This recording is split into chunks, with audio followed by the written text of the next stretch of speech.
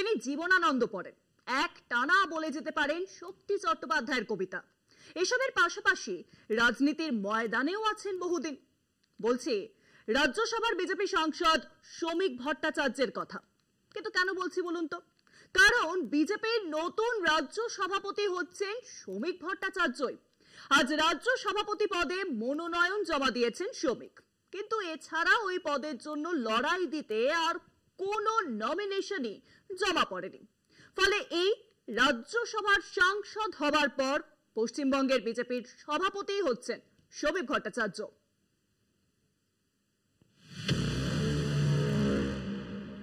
ছবিটি প্রতীকী হতে পারে, কিন্তু দলীয় অন্তর্দ্বন্দ্বে জীর্ণ রাজ্য বিজেপিতে এই ছবিটা তাৎপর্যপূর্ণ। 11তম রাজ্য সভাপতি হিসেবে মনোনয়ন জমা দিচ্ছেন শ্রমিক ভট্টাচার্য। তাঁর এক পাশে বিরোধী দলনেতা শুভেন্দু অধিকারী, অন্য পাশে সদ্য প্রাক্তন রাজ্য সভাপতি সুকান্ত মজুমদার। বাংলায় বিধানসভা ভোটের 8-9 মাস আগে নতুন সভাপতি বেছে নিল কেন্দ্রীয় নেতৃত্ব। সকালেই শ্রমিককে ফোন করেন জাতীয় সভাপতি জেপি নাড্ডা।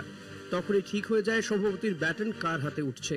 লড়াইয়ে দলের আর কেউ এগিয়ে আসেননি। ফলে ভোটাভুটির আগেই ঠিক হয়ে গেল শ্রমিকের সভাপতিত্বেই বিজেপি লড়বে সামনের নির্বাচনে। 2026-এর নির্বাচন তৃণমূলের বিসর্জন। বাংলা বাঁচতে চায়, বাংলা মুক্তি চায়, বাংলা পরিত্রাণ চায় তৃণমূলের থেকে। পশ্চিমবঙ্গ পশ্চিম বাংলাদেশ হতে চায় না।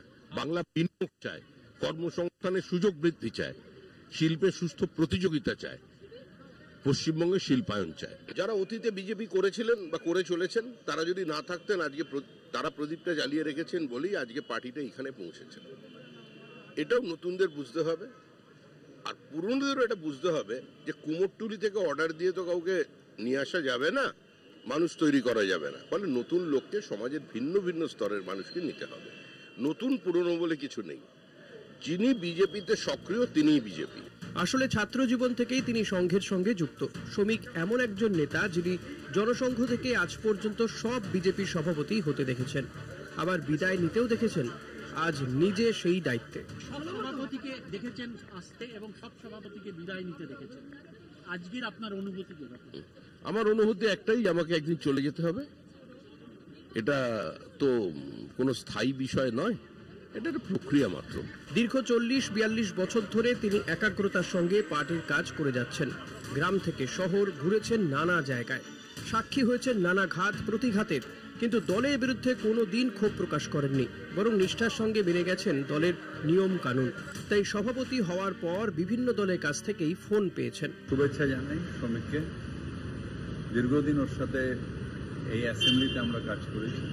উনি নিজেও জানে শ্রমিক যে তৃণমূলকে সরানো অসম্ভব। সভাপতি চেঞ্জ করলেই তৃণমূলের যে বেস, সেই বেসকে সরানো যাবে না। 2002 সালে তথাগত রায়ের টিমে রাজ্য বিজেপির সাধারণ সম্পাদক হিসেবে দায়িত্বে আসেন। আবার একসময় বাদ পড়ে যান সুকুমার ব্যানার্জির টিম থেকে। পরে সত্যব্রত মুখার্জির টিমে আবার ফিরে আসেন, আবারও সেই একই পদে রাজ্য বিজেপির সাধারণ সম্পাদক হয়ে। এরপর রাহুল সিনহার টিমে ফের সেই গুরুত্বপূর্ণ দায়িত্ব। এবার সঙ্গে যোগ হয় দলের মুখপাত্রের দায়িত্ব। এভাবে চলতে চলতেই বসিরহাট দক্ষিণ কেন্দ্রের উপনির্বাচনে জিতে বিজেপি বিধায়ক হন। পরে দল তাকে পাঠায় রাজ্যসভায়। পহেলগাঁও হামলার পর কেন্দ্রীয় প্রতিনিধি দলের সঙ্গে ঘোরেন বিভিন্ন দেশে। এবার একেবারে রাজ্যের দায়িত্বে। দলীয় কোন্দল মিটিয়ে কতটা সাফল্য দলকে এনে দিতে পারবেন তিনি, এটাই এখন বড় প্রশ্ন। কলকাতা টিভি।